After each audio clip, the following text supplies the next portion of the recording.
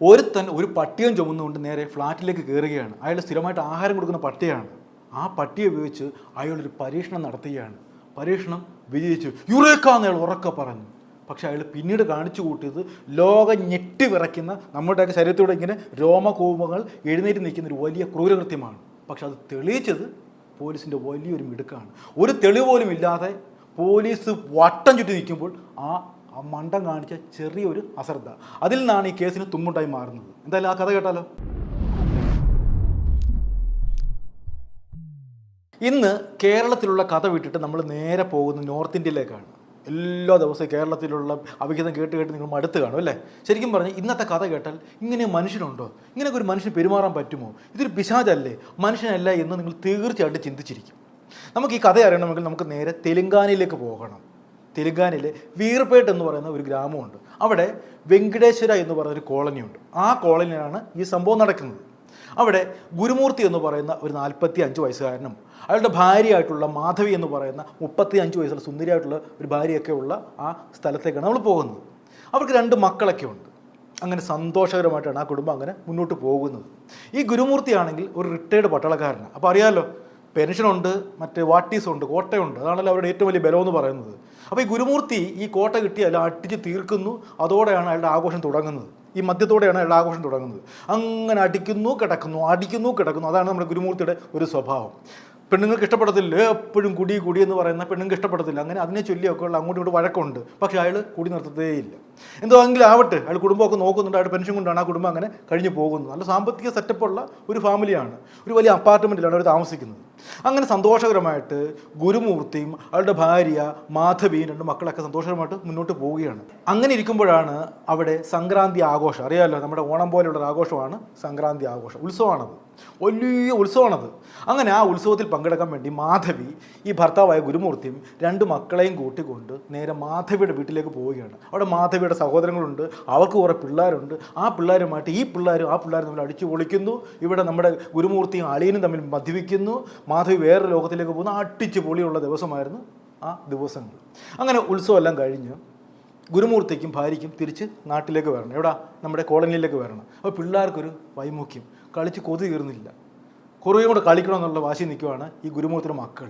അപ്പോൾ ഈ മാധവിയും ഗുരുമൂർത്തിയും ഒരു തീരുമാനമെടുത്ത്, ഒരു കാര്യം ചെയ്യും, പിള്ളേർ 2 ദിവസം അവിടെ നിൽക്കട്ടെ, പിള്ളേരുടെ സന്തോഷമാണല്ലോ ഏറ്റവും വലുത്. അങ്ങനെ മക്കളെ നിങ്ങൾ നിന്നോ, ഞങ്ങൾ നിങ്ങളെ പിന്നെ കൂട്ടിക്കൊണ്ട് വരാമെന്നും പറഞ്ഞ് ഗുരുമൂർത്തിയും ഭാര്യയും കൂടെ തിരിച്ച് നമ്മുടെ ഈ കോളനിയിലേക്ക് വന്നു.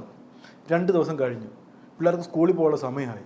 പിള്ളേരെ പിള്ളേരെ കൊണ്ടുവരണം. പക്ഷെ ആര് കൊണ്ടുവരും? നമ്മുടെ ഗുരുമൂർത്തിയാണെങ്കിൽ രാവിലെ തൊട്ട് തണ്ണിയാണ്, അയാൾക്ക് പോകാൻ വയ്യ. നീ പോയി കൊണ്ടുപോടി, എനിക്കങ്ങ് വയ്യ, പിന്നെ പിള്ളേർ തോന്നി ശ്രദ്ധിക്കുവാണോ എന്നൊക്കെ പറഞ്ഞ് അയാൾ തർക്കത്തിന് പറയാൻ തുടങ്ങി. നമ്മുടെ മാധവിക്കാണെങ്കിൽ മുടിഞ്ഞ ദേഷ്യം വന്നു. എടുത്ത വയൽ പെണ്ണുങ്ങളുടെ സ്വഭാവമില്ല, എടുത്ത വയൽ അവർ പറഞ്ഞു, പിന്നെ നിങ്ങൾക്ക് വലിയ കളക്ടർ ഉദ്യോഗം വെളി കൊണ്ടുപോകാൻ മനുഷ്യ എന്ന് പരുഷമായ രീതിയിൽ നമ്മുടെ മാധവി പറഞ്ഞു. അടിച്ച് ഫിറ്റായി നിൽക്കുന്ന നമ്മുടെ ഗുരുമൂർത്തിക്ക് അത് ഉൾക്കൊള്ളാൻ പറ്റുമോ? ഒരു ആണത്തത്തെയാണ് ഭാര്യ ചോദ്യം ചെയ്തിരിക്കുന്നത്. ഒരു സൈനികനാണ്, അയാളുടെ രക്തം തിളച്ചു. തൻ്റെ നേരെ ഭാര്യ എതിർവാക്ക് പറഞ്ഞിരിക്കുന്നു. ഒന്നും മിണ്ടിയില്ല അയാൾ. എന്താ ചെയ്യുന്നറിയാമോ? മിണ്ടുന്നതിന് പകരം അയാൾ പ്രവർത്തിക്കുകയോ ചെയ്തിരിക്കുന്നത്. ആ പാവപ്പെട്ട മാധവിയുടെ മുടി ഇങ്ങനെ പിടിച്ച് ഭിത്തിയിലേക്ക് ഒരു ഒറ്റ കിട്ടി. നല്ല കായിക ബലമുള്ള ആളല്ലേ നമ്മുടെ ഗുരുമൂർത്തി, സൈനികനാണ്. ആ പാവം അതോടെ നിലത്തേക്ക് വീണു. ആര്? മാധവി. ഇയാൾ വീണ്ടും അടി തുടങ്ങി. നീ കുറച്ച് കഴിയുമ്പോൾ എഴുന്നേറ്റ് പോകും, എന്നെ കൊള്ളാം, എന്നോട് കളിക്കുന്നതൊക്കെ പറഞ്ഞ് അയാൾ ശ്രദ്ധിക്കാനേ പോയില്ല. മാധവി അവിടെ നിലത്ത് വീണു. ഇയാളെ കെട്ടൊന്ന് അടങ്ങിയപ്പം ഇയാൾ നോക്കിയപ്പോൾ ഭാര്യ എഴുന്നേൽക്കുന്നില്ല. ഒരു ബോധമറ്റ് കിടക്കുകയാണ്. തലയിൽ നിന്ന് രക്തം ധാരധാരായിട്ട് ഒഴുകുന്നു. ഇയാൾക്ക് പന്തികേട് തോന്നി. ഭാര്യയ്ക്ക് എന്തോ സംഭവിച്ചു. അയാൾ അടുത്ത് നിന്ന് മൂക്കിലും വയറിലൊക്കെ ശ്വാസം പോകുന്നുണ്ടോ അല്ലെങ്കിൽ ശ്വാസം ഉണ്ടെന്നൊക്കെ ചെക്ക് ചെയ്തു. ഇല്ല, അനക്കമില്ല. മാധവി മരിച്ചിട്ട് മണിക്കൂറുകളായി. ഇയാൾക്ക് ആ അടിച്ച കെട്ടും പോയി. അതിനറിയാമല്ലോ ഒരവസ്ഥ. ഇയാൾക്ക് എന്ത് ചെയ്യണമോ വല്ലാത്തൊരവസ്ഥയായി. ഇയാൾക്ക് ഭാര്യ മരിച്ചതല്ല വിഷമം, അതിനേക്കാളേറെ അയാൾ അലട്ടിയ വിഷയം എന്താണെന്നറിയുമോ? താൻ പിടിക്കപ്പെടും, തൻ്റെ കള്ളത്തരം മുഴുവൻ ലോകം മുഴുവൻ അറിയും, പത്രത്തിൽ പേര് വരും, പോലീസ് പിടിക്കുന്നുള്ള പേടി ഇയാൾ അലട്ടാൻ തുടങ്ങി. ശരിക്കും പറഞ്ഞാൽ ഇവിടെയാണ് മനുഷ്യൻ പിശാചായിട്ട് മാറുന്നത്. 2 മക്കളുടെ അമ്മയാണ്, അയാൾക്കൊരു കയ്യബദ്ധം പറ്റിപ്പോയി. അത് പോലീസിനോട് പറയാം അല്ലേ? സ്വാഭാവിക കയ്യബദ്ധം പറ്റുമ്പോൾ പല മാർഗ്ഗങ്ങളും തേടാം. പക്ഷേ ഇയാളിലുള്ള ആ പിശാച് പുറത്ത് ചാടുകയാണ്. എങ്ങനെയാണ് ഈ മൃതദേഹം ഇനി ഒളിപ്പിക്കാൻ പറ്റുക അല്ലേ? ആ ചിന്ത ഇയാളെ അലട്ടാൻ തുടങ്ങി. അങ്ങനെ ഇയാളൊരു മാർഗ്ഗം കണ്ടുപിടിക്കുക. അയാൾ ബുദ്ധി വർക്കൗട്ട് ചെയ്തു. അങ്ങനെ ഇയാൾക്കൊരു ഉഗ്ര ബുദ്ധി കിട്ടുകയാണ്. ആ ബുദ്ധിയാണ് നമ്മൾ ഇയാളെ പിശാച് എന്ന് പറയുന്നത്. ഇയാൾ എന്താ ചെയ്യുന്നറിയാമോ? ഇയാളുടെ അപ്പാർട്ട്മെൻറ്റ് താഴെ എന്നും ഈ പറയുന്ന വേസ്റ്റ് കഴിക്കാൻ പട്ടി വരും. ഈ പട്ടിയും ഇയാളും തമ്മിൽ, അല്ലെങ്കിൽ കൊടുക്കുന്ന യജമാനോട് പ്രത്യേക സ്നേഹം കാണുമല്ലോ, ആ പട്ടി ഇയാൾ തമ്മിൽ വലിയ സ്നേഹമാണ്. അങ്ങനെ ഈ പട്ടിയെ രായ്ക്കരാമന് ചുമന്നുകൊണ്ട് നേരെ ഫ്ലാറ്റിൽ കയറുകയാണ്. ഇയാൾ ആ പട്ടി എന്തിനെ കൊണ്ടുവന്നതെന്ന് അറിയാമോ? ഒരു പരീക്ഷണം നടത്താൻ വേണ്ടി. ഈ പരീക്ഷണം വിജയിക്കുവാണെങ്കിൽ ആ കിടക്കുന്ന ഡ്രിബോർഡ് കാര്യത്തിൽ തീരുമാനമാകും. ആ പട്ടി ഇയാൾ തല്ലിക്കൊല്ലുന്നു. ഈ പട്ടിയെ പീസായിട്ട് മുറിക്കുകയാണ്. എന്തൊരവസ്ഥയല്ലേ! തലയൊരു ഭാഗം, കണ്ണൊരു ഭാഗം, കാലൊരു ഭാഗം, അങ്ങനെ ഒരു കുറേ പീസുകളായിട്ട് ഈ പട്ടിയുടെ ശരീരം മുറിച്ച് മാറ്റി. എന്നിട്ട് ഈ പീസെല്ലാം കൂടി ഇത് ഉരിച്ചു മാറ്റി എന്ന് പറയാൻ എല്ലൊരു ഭാഗത്ത്, മാംസം വേറെ ഭാഗത്ത്. ഈ മാംസം എല്ലാം കൂടെ വാരി ഒരു കുക്കറിലേക്ക് തള്ളുകയാണ്. അത് പല പല ഘട്ടങ്ങളിലൂടെയാണ് അങ്ങനെ കടന്നു പോകുന്നത്. കാര്യം കുക്കറിൽ എല്ലാം കൂടെ കൊള്ളത്തില്ലല്ലോ. അങ്ങനെ കുറച്ച് വാരി കുക്കറിലിട്ട് കുക്കർ നന്നായിട്ട് വേവിക്കാൻ തുടങ്ങി ഈ മാംസ കഷ്ണം. അങ്ങനെ വേവിക്കുന്നു. കുറേ കഴിഞ്ഞപ്പോഴത്തേക്ക് ഫുള്ളും അതിൽ ലയിച്ച് ജ്യൂസ് പോലെയായി. അപ്പോൾ ഈ ജ്യൂസുള്ള സാധനം എടുത്ത് നേരെ മാലിന്യക്കുഴി കൊണ്ട് തള്ളുന്നു. അപ്പോൾ ആ പരീക്ഷണം വിജയിച്ചു.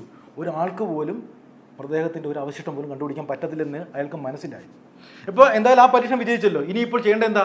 ഭാര്യ അതുപോലെ ചെയ്യണം. ഇവിടെയാണ് മനുഷ്യൻ്റെ മനസ്സെന്ന് പറയുന്നത്. അതുവരെ അന്നുപോലും ആഹാരം കൊടുത്ത സ്ത്രീയാണ്. ആ ഭാര്യ ഇയാൾ ഇഞ്ചിഞ്ചായിട്ട് മുറിക്കുകയാണ്. ഈ വിരലൊരു ഭാഗം ഇങ്ങനെ മുറിച്ച് കുറേ കഷ്ണങ്ങളാക്കി. എന്നിട്ട് നേരത്തെ പട്ടിയ ചെയ്തതുപോലെ എല്ലു വേറെ, മാംസം വേറെ, അങ്ങനെ രണ്ടായിട്ട് തരം തിരിച്ചു. എന്നിട്ട് ഈ മാംസ കഷ്ണം എല്ലാം വാരി വീണ്ടും ആ കുക്കറിലേക്ക് ഇടുകയാണ്. അങ്ങനെ കുക്കർ നന്നായിട്ട് വെട്ടിത്തിളച്ചു. അത് ജ്യൂസ് പോലെയായി. ഇയാളിങ്ങനെ ഇളക്കിക്കൊണ്ടൊക്കെ ഇരിക്കുന്നുണ്ട്. അങ്ങനെ ഇങ്ങനെ മണിക്കൂറുകൾ നീണ്ട പ്രക്രിയക്കൊടുവിൽ അത് വെറും ജ്യൂസായിട്ട് മാറി. എന്നിട്ട് അത് എന്ത് ചെയ്യാനറിയാമോ? 2 കവറുകളിലാക്കി, അത് 2 കന്നാസികളിലാക്കി. എന്നിട്ട് ഇതും വാരി വലിച്ചുകൊണ്ട് നേരെ മാലിന്യം ഒഴുകുന്ന ഒരു ഓടയുണ്ട്, അവിടെ കൊണ്ട് ഒഴുക്കി വിട്ടു. ഒരു തെളിവ് പോലുമില്ല അല്ലേ? അത് മാത്രമല്ല, രക്തമൊക്കെ അവിടെ കാണുമല്ലോ മുറികളിൽ. ആ രാസലായനിയൊക്കെ ഉപയോഗിച്ച് മുറിയെല്ലാം ക്ലീൻ. ഇനി ഒരാൾക്ക് പോലും അങ്ങനെ ഒരു കൊലപാതകം അവിടെ നടന്നെന്ന് തെളിയിക്കാൻ പോലും പറ്റത്തില്ല. ഗുരുമൂർത്തിക്ക് ഭയങ്കരമായിട്ടൊരു ആത്മവിശ്വാസം വരികയാണ്. ഇനി താൻ പിടിക്കപ്പെടില്ല. കാരണം ഈ മൃതദേഹത്തിൻ്റെ അവശിഷ്ടങ്ങളോ അല്ലെങ്കിൽ മൃതദേഹം തന്നെ കണ്ടെത്തിയാലേ താൻ പോലീസിന് പിടിയിലാവത്തുള്ളൂ. അങ്ങനൊരു സാധനം ഇല്ലല്ലോ. എന്തായാലും അയാൾക്കൊരു വലിയ സമാധാനമായി. പിന്നെ ഇയാളൊരു ഉഗ്ര നാടക നടനായിട്ട് മാറുകയാണ്. തൻ്റെ ഭാര്യയെ കാണാനില്ല എന്നും പറഞ്ഞ് ഒരു പരാതി പോലീസിൽ കൊടുക്കുകയാണ്. പോലീസ് അത് വിശദമായിട്ട് പരിശോധിച്ചു. ഈ സ്ത്രീ ഇവിടെ പോകാൻ സാധ്യതയുണ്ടെന്നുള്ള രീതിയിലൊക്കെ ഗുരുമൂർത്തിയോട് ചോദിച്ചു. ഗുരുമൂർത്തി അവിടെയും ഒരു നല്ല കഥ അടിച്ചിറക്കുകയാണ്. ഈ സ്ത്രീക്ക് ആരോടൊരു പ്രണയമുണ്ട്, താനത് കണ്ടുപിടിച്ചു. കണ്ടുപിടിച്ചപ്പോൾ അതിൻ്റെ നാണക്കേട് കാരണമോ അല്ലെങ്കിൽ അയാളോടൊപ്പം ജീവിക്കാൻ കാരണമോ ഇറങ്ങി അങ്ങ് പോയി എന്നുള്ളൊരു കഥയാണ് പോലീസിനോട് പറഞ്ഞത്. പോലീസ് ആ അപ്പാർട്ട്മെൻറ്റ് CCTV എല്ലാം പരിശോധിച്ചപ്പോൾ ഒരു കാര്യം കണ്ടെത്തി. നമ്മുടെ മാധവി ആ അപ്പാർട്ട്മെൻറ്റ് വിട്ട് പുറത്തോട്ട് പോയിട്ടേ ഇല്ല. അങ്ങനെ തലങ്ങും വിലങ്ങോ അവിടെ ഇവിടെയുള്ള CCTV എല്ലാം നോക്കിയിട്ടും അങ്ങനെ ഒരാൾ പുറത്തേക്ക് പോകുന്നതായിട്ട് ഒരു തെളിവുമില്ല. അങ്ങനെയാണെങ്കിൽ മാധവി ഈ അപ്പാർട്ട്മെൻറ്റിലെ ഏതോ റൂമിലുണ്ട്, അല്ലെങ്കിൽ മാധവിക്ക് ഈ അപ്പാർട്ട്മെൻറ്റിൽ വെച്ച് എന്തോ സംഭവിച്ചിട്ടുണ്ടെന്ന കാര്യത്തിൽ പോലീസിന് തീരുമാനമായി. പക്ഷെ എന്താണ് സംഭവിച്ചത് അപ്പോഴും അറിയത്തില്ല. അപ്പോഴാണ് നമ്മുടെ ഈ മാധവിയുടെ അമ്മ ഒരു സംശയം പോലീസിന് പറയുന്നത്. അവൻ അത്ര ആൾ ശരിയല്ല, മദ്യപിച്ചാൽ അവൻ തൻ്റെ മകളെ ഉപദ്രവിക്കാറുണ്ട് എന്നുള്ള സംശയം പോലീസിന് പറഞ്ഞു. കാര്യം ഈ അമ്മായിമ്മയ്ക്ക് പലപ്പോഴും ഇത്തരത്തിലുള്ള അടിയും പിടിക്കൊക്കെ സാക്ഷ്യം വഹിക്കേണ്ടി വന്നിട്ടുണ്ട്. അങ്ങനെ ഒരുപക്ഷെ ഈ ഗുരുമൂർത്തി തൻ്റെ മകളെ എന്തോ ചെയ്തു എന്ന് തന്നെ ഈ അമ്മ പോലീസിന് ഉറച്ച മൊഴി കൊടുക്കുകയാണ്. പോലീസിന് നേരെ അത് സംശയമായി. പക്ഷെ എന്ത് ചെയ്യാനാ? ഒരു തെളിവ് പോലും ഇല്ല, ചോരയുടെ പാടില്ല, വേറെ എന്താ പറയുന്നത് അസ്വാഭാവികമായിട്ട് ഒരു കാരണവും അവിടെ കണ്ടെത്താനും പറ്റുന്നില്ല. പിന്നെ എന്താണ് സംഭവിച്ചത്? ഇയാളാണെങ്കിൽ അമ്മിന് വീണ്ടും അടുക്കുന്നുമില്ല, ഞാൻ കണ്ടത്, അവൾ ഇറങ്ങിപ്പോന്ന് കണ്ടു എന്ന് പറഞ്ഞ് അയാൾ ഉറച്ച വാദം നിൽക്കുകയാണ്. മക്കളെ മാറി ചോദ്യം ചെയ്തു. മക്കൾക്ക് അറിയത്തില്ല, ആകപ്പാടെ അറിയാവുന്നത് ഈ ഗുരുമൂർത്തിക്ക് മാത്രമാണ്. പക്ഷേ എന്താ ചെയ്യുന്നറിയാമോ? പോലീസ് അതിവിദഗ്ധമായിട്ട് ഈ കേസ് തെളിയിക്കുകയാണ്. ഒരു തെളിവ് പോലും ഇല്ലാതെ, സാഹിത്യ തെളിവില്ലാതെ, ദൃക്സാക്ഷികളില്ലാത്ത ആ കേസിന് പോലീസ് ഒരു തുമ്പുണ്ടാക്കി. ഇയാളെ പിടിച്ചു, ഗുരുമൂർത്തിയെ കയ്യോടെ പിടിച്ചു. പക്ഷേ ഇയാൾ കാണിച്ച അല്ലെങ്കിൽ ഇയാൾ മറന്നുപോയ ഒരു ലൂപ്പ് ഹോളിലാണ് പോലീസ് ഇയാളെ പിടികൂടാൻ കാരണമായത്. ഇയാൾ മറന്നുപോയി. അതാണ് നമ്മുടെ ജീവിതത്തിൽ പലപ്പോഴും നമ്മൾ പ്രതികൂട്ടിലാവുന്നത്. നമ്മൾ കാണിക്കുന്ന അല്ലെങ്കിൽ നമ്മൾ അശ്രദ്ധമായിട്ട് കാണിക്കുന്ന ചില മണ്ടത്തരം നമുക്ക് തന്നെ പിന്നീട് അത് വിനയായിട്ട് മാറും. എങ്ങനെ പിടിച്ചറിയാമോ? ഇയാൾ അന്നേ ദിവസം, ആ സംഭവം നടന്ന അന്നേ ദിവസം മുതൽ ആരെയും കോൾ വിളിച്ചിട്ടില്ല. അപ്പോൾ ഈ കൃത്യത്തിൽ വേറെ ആർക്കും പങ്കില്ല. എന്തുകൊണ്ടായിരിക്കും വിളിക്കാത്തത് എന്നുള്ള ചോദ്യം അപ്പോഴും അവശേഷിക്കുകയാണ്. അത് മാത്രമല്ല, ഈ മാധവിയുടെ ഫോണും പോലീസ് പരിശോധിച്ചപ്പോൾ മാധവിക്ക് അങ്ങോട്ട് ഇല്ലീഗൽ ബന്ധമില്ല. ഫോണിൽ എല്ലാം അറിയാമല്ലോ, അങ്ങോട്ടും ഇങ്ങോട്ടും കോളൊക്കെ ഫുള്ള് പോലീസ് ചെക്ക് ചെയ്തു. അങ്ങൊരു ബന്ധം ഈ മാധവിക്കില്ല എന്നുള്ള കാര്യത്തിൽ പോലീസ് ഉറപ്പിച്ചു. പിന്നെ ഈ ഗുരുമൂർത്തിക്ക് മാത്രം അറിയാം തൻ്റെ ഭാര്യയ്ക്ക് എന്ത് സംഭവിച്ചു എന്നുള്ള കാര്യം. അയാൾ അമ്പിനെ വലിയ അടുക്കുന്നതിന് ആദ്യം പറഞ്ഞില്ല. പക്ഷേ പോലീസ് അത് തെളിയിച്ചു. ആ കഥയാണ് ഇനി പറയാൻ പോകുന്നത്. എന്താ സംഭവം എന്നറിയാമോ? പോലീസ് ഇയാളുടെ സെർച്ച് ഹിസ്റ്ററി നോക്കി, ഗൂഗിൾ നോക്കി. അതാണല്ലോ, ഗൂഗിളിൽ അയാൾ വെണ്ടയ്ക്ക അക്ഷരത്തിൽ ടൈപ്പ് ചെയ്തേക്കുവാണ് എങ്ങനെ മൃതദേഹം ആരും അറിയാതെ നശിപ്പിച്ച് കളയാം എന്നുള്ള രീതിയിൽ ഒരുപാട് സെർച്ച് നടത്തിയിരിക്കുന്നത്. അത് യൂട്യൂബിലേക്കും ഉണ്ട്, ഗൂഗിളിലേക്കൊക്കെ ഉണ്ട്. അതിനകത്ത് കൃത്യമായിട്ട് കുറേ വീഡിയോ ഒക്കെ ഇയാൾ കാണാൻ പഠിച്ചിട്ടുണ്ട്, എങ്ങനെ ഇയാൾ ഒരു ബോഡി നശിപ്പിക്കുക എന്നുള്ള രീതിയിലൊക്കെ പഠനം നടത്തിയിട്ടുണ്ട്. ഈ മണ്ടച്ചാരം എന്ത് അറിയുമോ, ആ സെർച്ച് ഹിസ്റ്ററി ഡിലീറ്റ് ആക്കാൻ മറന്നുപോയി. അങ്ങനെ ഇയാളെ കയ്യോടെ പിടിക്കുവാണ്. ഇപ്പോൾ സ്വാഭാവികം ചോദിക്കുമല്ലോ, എന്തിന് ഈ ഒരു അന്വേഷണം നടത്തി, എന്തിന് ഭാര്യയുടെ മൃതദേഹം നശിപ്പിച്ച് കളയാൻ വേണ്ടി ഈ സെർച്ച് നടത്തി എന്നൊക്കെ പറഞ്ഞപ്പോഴത്തേക്ക് ഇവന് ഉത്തരമില്ലാത്ത അവസ്ഥയായി. അവസാനം ഈ ഗുരുമൂർത്തി സമ്മതിച്ചു, ഞാനാണ് എൻ്റെ ഭാര്യയെ കൊന്നത്, കാരണങ്ങളെല്ലാം വ്യക്തമാക്കി അയാൾ തട്ടി അകത്തിട്ട്. നിസാരമായിട്ട് നമ്മൾ മറന്നു പോകുന്നൊരു സംഭവത്തിലൂടെയാണ് ഈ കേസ് പോലീസ് അതിവിദഗ്ധമായിട്ട് തെളിയിച്ചത്. പക്ഷെ ഒന്നുമില്ല അല്ലേ, പ്രത്യക്ഷത്തിൽ നോക്കുമ്പോഴത്തേക്ക് എന്താ ഇതാണ് നിസ്സാര കാരണമെന്ന് നമ്മൾ ചിന്തിക്കും. പക്ഷേ ഇതാണ് പോലീസിന് പിടിവള്ളിയായിട്ട് മാറിയത്.